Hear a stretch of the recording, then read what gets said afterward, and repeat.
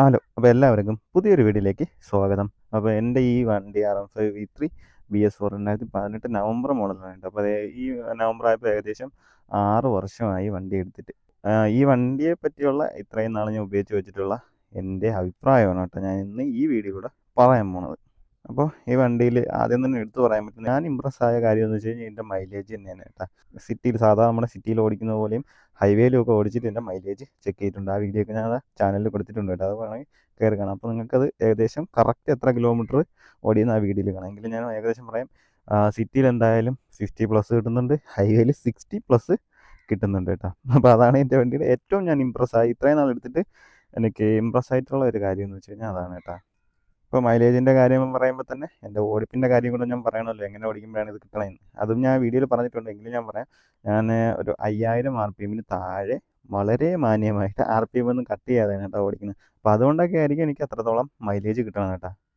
3000 kilometre ഇടവേളകളിൽ ഞാൻ engine oil മാറാറുണ്ട്. സ്റ്റോക്ക് ഓയിലിൽ നിന്ന് ഞാൻ ആദ്യമായിട്ട് മാറിയെന്ന് വെച്ച് കഴിഞ്ഞാൽ മോട്ടോളിൻ്റെ ഫുള്ളി സിന്തറ്റിക് ഓയിലാണ് കേട്ടോ. ആ ഓയിൽ മാറിയതിന് ശേഷം എനിക്ക് പെർഫോമൻസ് നല്ല അത്യാവശ്യം ഇമ്പ്രൂവ് ആയിട്ടുണ്ടായിരുന്നു. മൈലേജ് കാര്യമായ ഡ്രോപ്പില്ലെങ്കിലും ഒരു 1-2 കിലോമീറ്ററൊക്കെ ഡ്രോപ്പ് ഉണ്ടായി. ഹീറ്റിംഗ് പക്ഷേ നല്ലതായിട്ട് കൂടി എനിക്ക് ഫീൽ ചെയ്ത് കേട്ടോ. പെർഫോമൻസ് കൂടുന്നതുകൊണ്ടായിരിക്കും. അപ്പോൾ അതിന് ശേഷം ഞാനത് 2 വട്ടം ഉപയോഗിച്ചു കേട്ടോ. അതിന് ശേഷമാണ് ഞാൻ പിന്നെ ഷെല്ലിലോട്ട് മാറിയത്. ഷെല്ലിൽ മാറിയതിന് ശേഷം എഞ്ചിൻ്റെ സൗണ്ടൊക്കെ അങ്ങ് പതിഞ്ഞ്, അതായത് സ്മൂത്തായി. മൈലേജ് എന്നെ ഇമ്പ്രസ് ചെയ്തിട്ട് അതിന് ശേഷം ആണ് എനിക്ക് ഇത്രത്തോളം മൈലേജ് ഞാൻ ചെക്ക് ചെയ്തപ്പോൾ കിട്ടിയത്. പിന്നെ ഹീറ്റിംഗ് നോർമലായിട്ടുണ്ട്.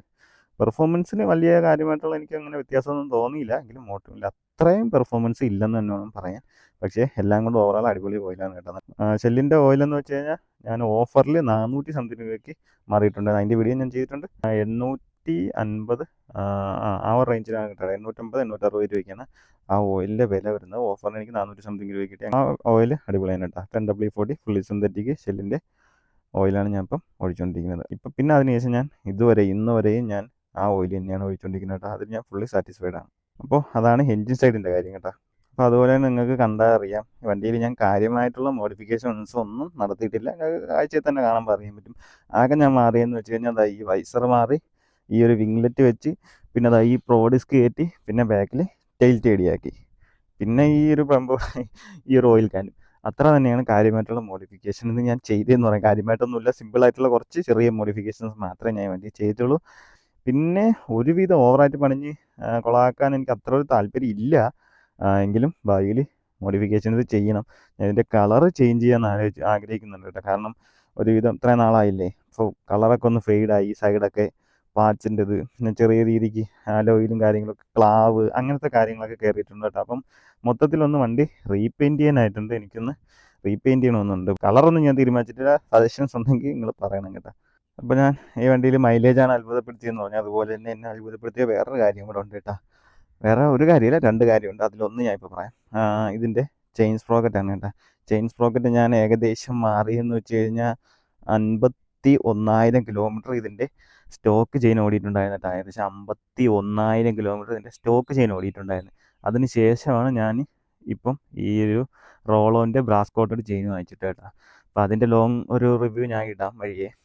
ഞാൻ ചെയിൻ ലൂബായിട്ട് യൂസ് ചെയ്യണമെന്ന് വെച്ച് കഴിഞ്ഞാൽ നമ്മുടെ ഗിയർ ഓയിൽ തന്നെയാണ് കേട്ടോ. ഗിയർ ഓയിലാണ് ഞാൻ ചെയിൻ ലൂബായിട്ട് യൂസ് ചെയ്തുകൊണ്ടിരിക്കുന്നത്. അത്യാവശ്യം നല്ലപോലെ ക്ലീൻ ചെയ്ത് ലൂബ് ചെയ്ത് കൊടുക്കാറുണ്ട് ആഴ്ചയിൽ. ചെയിൻ സ്പ്രോക്കറ്റിനെ പറ്റി പറഞ്ഞ സ്ഥിതിക്ക് ടയറിൻ്റെ കാര്യം കൂടെ ഞാൻ പറയാം കേട്ടോ. ഇംപ്രസ് ചെയ്ത കാര്യങ്ങളിൽ ഞാൻ പറഞ്ഞായിരുന്നു. ഒന്ന് മൈലേജ്, രണ്ടാമത്തെ ചെയിൻ സ്പ്രോക്കറ്റ്, മൂന്നാമത്തെ ടയറും എന്നെ ഇംപ്രസ് ചെയ്തിട്ടുണ്ട് കേട്ടോ. അതായത് സ്റ്റോക്ക് ടയർ ഏകദേശം ഒരു 18,000, കറക്റ്റ് അറിയില്ല, അതുകൊണ്ട് 20,000 കൂട്ടാം. 20,000-ലാണ് ഞാൻ മാറിയിട്ടാ. സിയറ്റിൻ്റെ 150 സെക്ഷൻ ടയറാണ് ഞാൻ വാങ്ങിച്ചിട്ടത്. അപ്പോൾ അത് ഏകദേശം 56,000 കിലോമീറ്റർ അടുപ്പിച്ച് ഓടിയായിരുന്നു കേട്ടോ. അപ്പം ഒരു 36,000 കിലോമീറ്റർ എനിക്ക് സിയറ്റിൻ്റെ 150 സെക്ഷൻ ടയർ എനിക്ക് ലൈഫ് കിട്ടിയായിരുന്നു. മൈലേജ്, ചെയിൻ സ്പ്രോക്കറ്റ്, ടയർ, ഇതാണ് എന്നെ ഈ വണ്ടിയിൽ ഏറ്റവും കൂടുതൽ ഇമ്പ്രസ് ചെയ്ത കാര്യങ്ങൾ. അപ്പോൾ അതിനുശേഷം ഞാൻ ഇപ്പോൾ അപ്പോളോയുടെ 150 സെക്ഷൻ ടയർ ആൽഫ H1 വാങ്ങിച്ചിട്ടേക്കാണ് കേട്ടോ. ഇതിൻ്റെ റിവ്യൂവും കാര്യങ്ങളൊക്കെ ഞാൻ ഇട്ടിട്ടുണ്ട് ചാനലിൽ. ബാക്ക് ടയറിനെ പറ്റി ഞാൻ പറഞ്ഞിട്ടുണ്ടായിരുന്നു. ഫ്രണ്ട് ടയറിൻ്റെ കാര്യം ഞാൻ പറഞ്ഞുതരാം. ഫ്രണ്ട് ടയർ ഇത് 3ാമത്തെ ടയറാണ് കേട്ടോ. സത്യം പറഞ്ഞാൽ ഫ്രണ്ട് ടയർ സ്റ്റോക്ക് പെട്ടെന്ന് തീർന്നു, രണ്ടാമത് വാങ്ങിച്ചിട്ട സാധനവും പെട്ടെന്ന് തീർന്നു. ഇത് 3ാമത്തെ ടയറാണ്.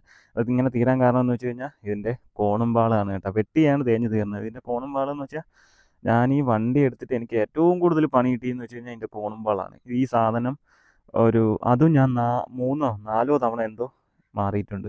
കാരണം ഇതിൻ്റെ സസ്പെൻഷൻ ഭയങ്കര ഹാർഡാണ്, ബാക്കായാലും ഫ്രണ്ടായാലും.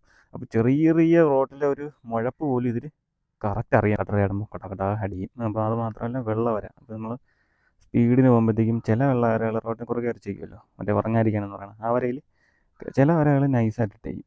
അപ്പോൾ നമ്മൾ വിചാരിക്കും കുഴപ്പമില്ലാന്ന് വെച്ചിട്ട് അടുത്ത വരയിലും അതുപോലെ തന്നെ കൊണ്ട് കയറ്റി കൊടുക്കും. അതാണെന്ന് വെച്ചാൽ ഹമ്പ് പോലെ ഇട്ട് വെച്ചിരിക്കും. അപ്പോൾ ഇത് കയറും, പടകട അടിയും, ജീവൻ പോകും കേട്ടോ. അങ്ങനെയാണ് സത്യം പറഞ്ഞാൽ എൻ്റെ കോണമ്പാളും ഒരു 3-4 തവണ പോയത്. 3-4 തവണ എന്തോ ഞാൻ മാറ്റിയിട്ടുണ്ട്. അപ്പോൾ അതുകൊണ്ട് തന്നെ ഈ ടയറും ഇടുന്നതനുസരിച്ച് പെട്ടെന്ന് വെട്ടിത്തെയും.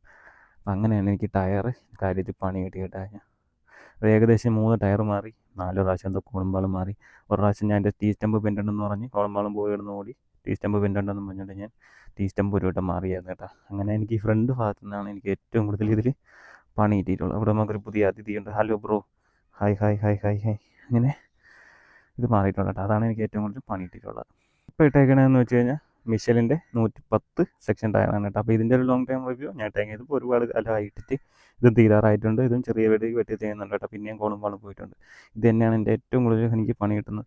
അപ്പോൾ ഇതിൻ്റെ ടയറിൻ്റെ ഒരു വീഡിയോ ഞാൻ ഉടനെ ഇടുന്നതാണ് കേട്ടോ. എന്തെങ്കിലും പറയാനുണ്ടോ? റിവ്യൂ പറ, റിവ്യൂ പറ. എനിക്കിവിടെ വന്നപ്പോൾ കിട്ടിയൊരു അതിഥിയാണ്. എൻ്റെ അമ്മ ഇവിടെ ഉണ്ട്.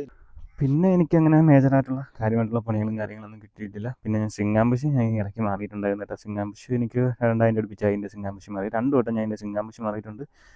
1 വട്ടോ 2 വട്ടോ എന്തോ ഇതിൻ്റെ സ്റ്റമ്പൂല് ഞാൻ മാറിയിട്ടുണ്ട്.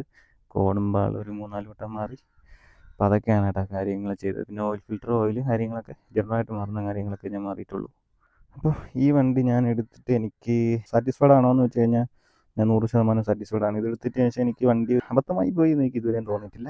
ഈ വണ്ടി എനിക്ക് ഭയങ്കര സാറ്റിസ്ഫൈഡ് ആണ് കേട്ടോ. ഞാൻ മൈലേജിൻ്റെ കാര്യത്തിലായാലും എല്ലാ കാര്യത്തിലും ഈ വണ്ടി എനിക്ക് ഭയങ്കര സാറ്റിസ്ഫൈഡ് ആണ്. അപ്പോൾ ഈ വണ്ടി ഇറങ്ങിയിട്ട് എനിക്ക് 6-7 വർഷമായി. അപ്പം ഇനിയും ഈ വണ്ടി സെക്കൻഡ് ഹാൻഡോ കാര്യങ്ങളോ ഈ വണ്ടി നോക്കുന്നുള്ളവർക്ക് എനിക്ക് ഒറ്റ കാര്യം മാത്രമേ പറയാനുള്ളൂ. നിങ്ങൾ ഇതിൻ്റെ സീറ്റിംഗ് പൊസിഷൻ മാത്രം നോക്കിയാൽ കേട്ടോ. റൈഡിങ് പോസ്റ്റർ, അതായത് നടുവിൻ്റെ കാര്യത്തിൽ ലോങ് ട്രിപ്പൊക്കെ പോകുന്നവർക്ക് ഭയങ്കര ബുദ്ധിമുട്ടായിരിക്കും. എനിക്കും ഇപ്പോൾ ലോങ് പോകുമ്പോൾ ഉണ്ട്. ചെറിയ ചെറിയ ഓട്ടങ്ങൾ വലിയ വിഷയമില്ല. ആദ്യത്തെ അത്രയും ഒരു ഭയങ്കര നടുവേനയും കാര്യങ്ങളൊന്നും ഇപ്പം ഇല്ല. നിങ്ങളത് മാത്രം നോക്കിയത്. അങ്ങനെ ഞങ്ങൾ ഈ എഞ്ചിന് വേണം, ഈ ഒരു മൈലേജ്, ഈ റിഫൈൻമെൻറ്റ് കാര്യങ്ങളൊക്കെ വേണമെന്ന് വെച്ചാൽ ഞങ്ങൾക്ക് MT ഉണ്ട്. അല്ലാതെ V3 തന്നെ വേണമെന്നുള്ളവർക്ക് ധൈര്യമായിട്ട് എടുക്കാൻ കേട്ടോ. കാരണം എത്രത്തോളം വേറെ പവർ, ലുക്ക്, മൈലേജ് എല്ലാ കാര്യങ്ങളും അടങ്ങുന്ന ഒരൊറ്റ പാക്കേജാണ് കേട്ടോ. അപ്പോൾ നിങ്ങൾക്ക് വണ്ടി എടുക്കണമെങ്കിൽ ധൈര്യമായിട്ട് എടുക്കാം. അപ്പോൾ ഇത്രയൊക്കെ തന്നെയുള്ളൂ എൻ്റെ ഈ വണ്ടിയെ പറ്റിയുള്ള അഭിപ്രായം അല്ലെങ്കിൽ ഒരു യൂസർ റിവ്യൂ എന്ന് പറയുന്നത്. അടുത്ത് പിടിക്കണം. Bye bye Tata.